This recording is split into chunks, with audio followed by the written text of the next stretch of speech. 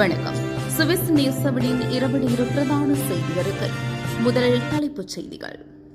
Swiss lotto சீட்டளிப்பில் 22.9 million prank.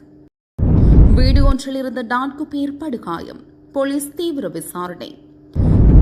சிறைக்குள் போதைப் பொருட்களை கடத்தியதை ஒப்புக்கொண்ட காவலர். தண்டவாளத்தை கடந்த சிறுவன் ரயில் மோதி பலி. ஐரோப்பிய துறைமுக கூட்டமைப்பில் சேர விரும்பும் சுவிட்சர்லாந்து. வேளாவரதனின் வேளா கிரெடிட் புதுப்பொலிவுடன் விஜி பினான்ஸ். அவசர பண தேவையா? கவலை வேண்டாம், உதவிகரம் நீட்ட தயாராக இருக்கின்றார்கள் விஜி பினான்ஸ். ஈழத்தமிழருக்கான குறைந்த வட்டியில் நிறைந்த சேவை. சுவிஸில் உள்ள 8 வங்கிகளுடன் இணைந்து பணியாற்றும் ஒரே நிறுவனம் விஜி பினான்ஸ் சூரிச். 5000 முதல் 2 லட்சம் பிராங்க் வரை கடன் வேண்டுமா? இன்றையுடன் நாடுங்கள். சுவிஸில் எங்கும் கண்டிராத குறைந்த வட்டிகள். தொடர்புகளுக்கு 044612861 07917384411. சுவிஸில் சிறந்த புதிய வீடு வாங்கவோ அல்லது விற்கவோ புதுப்பிக்கவோ தேடுகிறீர்களா? இன்றைய உடன் நாடுங்கள் SMTS மொபிலியன். வீட்டு கடன்களை குறைந்த வட்டி வீதத்தில் பெறுவதற்கு உங்கள் சொந்த வீடு தொடர்பான A to Z சேவைகளுக்கும் இன்றைய உடன் நாடுங்கள் SMTS மொபிலியன். SMTS மொபிலியன் செயின்ட் கேலன் கப்பல். தொலைபேசி 078-715-2990. இனி விரிவான செய்திகள். சுவிஸ் லோட்டோ சீட்டளிப்பில் 22.9 மில்லியன் பிராங்க். சுவிஸ் லோட்டோ சீட்டளிப்பில் 22.9 மில்லியன் சுவிஸ் பிராங்குகளை ஒருவர் வெற்றி கண்டுள்ளார்.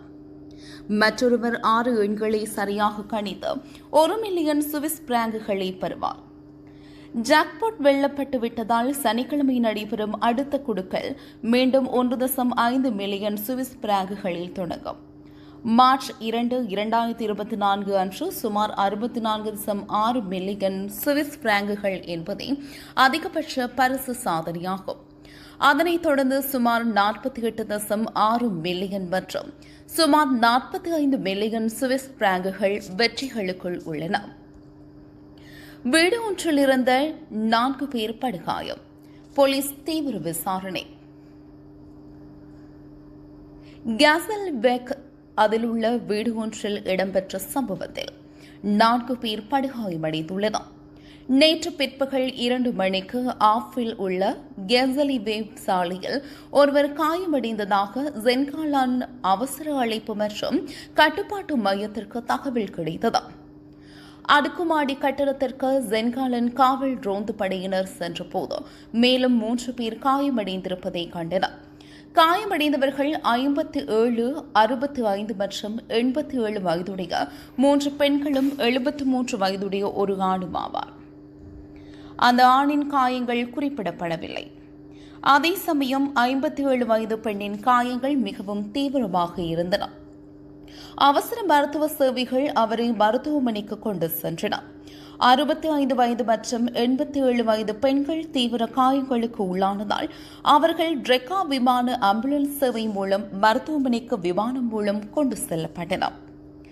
காயமடைந்த 4 பேரும் அந்த அடுக்குமாடி கட்டடத்தின் குடியிருப்பாளர்கள் ஆவார். ஜென்காலன் மாகாண காவல்துறையினர் ஒரு பெரிய குழுவினருடன் சம்பவ இடத்தில் உள்ளனர். அவர்கள் சம்பவத்தின் பின்னணி மற்றும் குற்றம் ஏதேனும் இழைக்கப்பட்டுள்ளதா என்பது குறித்து விசாரித்து வருகின்றனர். அவரது இல்லத்திலிருந்து ஆதாரங்கள் சேகரிக்கப்பட்டும் வருகின்றன. மேலும் காயமடைந்தவர்களிடம் விரைவில் விசாரணை நடத்தப்படும் என்றும் காவல்துறை செய்தி தொடர்பாளர் தெரிவித்துள்ளார். புதிய தகவல்கள் கிடைக்கும் போது ஜென்காலான் மாகாண காவல்துறை மேலதிக விவரங்களை வழங்கும் என ஒரு பத்திரிகை செய்திக்குறிப்பில் தெரிவிக்கப்பட்டுள்ளது. சிறைக்குள் போதைப் பொருட்களை கடத்தியதை ஒப்புக்கொண்ட காவலர். சூரிச்சில் உள்ள டேஸ்டாப் மாவட்ட நீதிமன்றத்தில் முன்னாள் சிறை ஊழியர் ஒருவர் போஸ்லிஸ் சிறைக்குள் போதைப் பொருட்களை கடத்தியதை ஒப்புக்கொண்டனர். இருப்பினும் தான் ஒரு தூதுவராக மட்டுமே செயல்பட்டதாகவும் போதைப்பொருள் கும்பலில் தனக்கு எந்த தொடர்பும் இல்லை என்றும் அவர் கூறுகின்றார். 64 வயதான அவர் போஸ்லிஸ் சிறையில் ஒரு காவலராக பணியாற்றியவர்.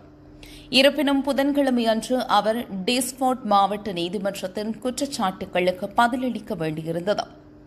போதைப்பொருள் சட்டத்திற்கு எதிரான ஒழுங்கமைக்கப்பட்ட குற்றத்தை செய்ததாக அவர் மீது குற்றம் சாட்டப்பட்டுள்ளது.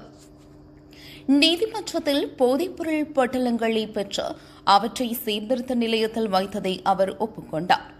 இருப்பினும் நேரடியாக எதுவும் ஒப்படைக்கப்படவில்லை என்று கைதிகளுடன் தனக்கு எந்த தொடர்பும் இருந்ததில்லை என்றும் அவர் கூறினார். பணம் எப்போதும் பொட்டலங்களுடன் சேர்க்கப்பட்டிருந்தது. நான் எடுத்துக்கொண்ட அபாயத்துடன் ஒப்பிடும் போதும் அது எனக்கு எப்போதும் மிகவும் குறைவாகவே இருந்தது என்று அவர் கூறினார். பொட்டலங்களில் என்ன இருந்தது என்பது தனக்கு துல்லியமாக தெரியாது என்றும் அவர் கூறினார். அவை எப்போது மிகவும் நேர்த்தியாக பொட்டலமிடப்பட்டு சீல் வைக்கப்பட்டிருந்தன. தண்டவாளத்தை கடந்த சிறுவன் ரயில் மோதி பலி. அல்லமான் SBP ரயில் நிலையத்தின் ரயில் மோதி இளைஞர் ஒருவர் உயிரிழந்துள்ளார். புதன்கிழமை இரவு சுமார் 7:50 மணியளவில் இந்த விபத்து இடம்பெற்றுள்ளது. ரயில் நிலையத்தில் இருந்த இளைஞர் குழுவின் ஒரு பகுதியாக இருந்த 15 வயது சிறுவன் தண்டவாளத்தை கடந்த போது லோசான் நோக்கி சென்று கொண்டிருந்த ரயில் மோதியது. அவசர கால சேவைகள் விரைந்து செயல்பட்ட போதிலும் விபத்து நடந்த இடத்திலேயே அந்த சிறுவன் உயிரிழந்தார். ஐரோப்பிய துறைமுக கூட்டமைப்பில் சேர விரும்பும் சுவிட்சர்லாந்து. ரைன் நதிக்கரையில் உள்ள பாசல் துறைமுகத்தை ஐரோப்பிய துறைமுக கூட்டமைப்பில் சேர்க்க சுவிட்சர்லாந்து விரும்புகின்றது. இந்த நடவடிக்கை ஒழுங்கமைக்கப்பட்ட குற்றங்களுக்கு எதிரான போராட்டத்தில் ஒரு முக்கிய தளமாக அடித்தளமாக இருக்கும் என்று சுவிஸ் நீதித்துறை அமைச்சர் பிர் ஜோன்சன் கூறியுள்ளார். அவர் அதன் புதன் மற்றும் வியாழக்கிழமைகளில் பெல்ஜியத்தில் சம்பந்தப்பட்ட அதிகாரிகளை சந்தித்தார். துறைமுக கூட்டமைப்பில் பங்கேற்பதற்கு ஜோன்ஸ் 3 காரணங்களையும் கூறியுள்ளார். இந்த நிலையில் முதலாவதாக மற்ற நாடுகளுடன் தகவல் பரிமாற்றத்தை வலுப்படுத்துவது குறித்து, இரண்டாவதாக பங்கேற்கும் உறுப்பினர்கள் சிறந்த நடைமுறைகளை பரிமாற்றிக்கொள்ள முடியும் என்றும் தெரிவித்தார். மற்றும் மூன்றாவது காரணம் சீரான தரநிலைகளை உருவாக்குவதாகும் என்றும் கூறியுள்ளார். பாசல் சிட்டி மற்றும் பாசல் கண்ட்ரி ஆகிய வாகனங்கள் சுவிஸ் ரைன் நதிக்கரையில் உள்ள சுவிட்சர்லாந்து துறைமுகத்தின் இணை உரிமையாளர்களாக உள்ளன. இந்த நிலையிலேயே இரு வாகனங்களும் கூட்டமைப்பின் இணைவதை ஆதரித்திருக்கின்றன. ஐரோப்பிய துறைமுக கூட்டமைப்பில் சுமார் 50 துறைமுகங்கள் உட்பட ஏறத்தாழ 200 உறுப்பினர்களும் இருக்கின்றார்கள். மாத்தறை கூட்டுறவு வைத்தியசாலை சங்க தலைவர் கைது. இலங்கை மாத்தறை மாவட்ட கூட்டுறவு கிராமிய வங்கி சங்கத்திற்கு சொந்தமான 300 மில்லியன் ரூபாய் நிதியை மோசடி செய்த குற்றச்சாட்டில் மாத்தறை மாவட்ட கூட்டுறவு வைத்தியசாலை சங்கத்தின் தலைவர் ஜமீந்த பிரசன்ன குணசேகர கைது செய்யப்பட்டுள்ளார். குற்றப்புலனாய்வு திணைக்களத்தின் நிதி மோசடி விசாரணை பிரிவினால் முன்னெடுக்கப்பட்ட விசேட நடவடிக்கைகளின் போதே சந்தேக நபர் கைது செய்யப்பட்டதாக போலீசார் தெரிவித்துள்ளனர்.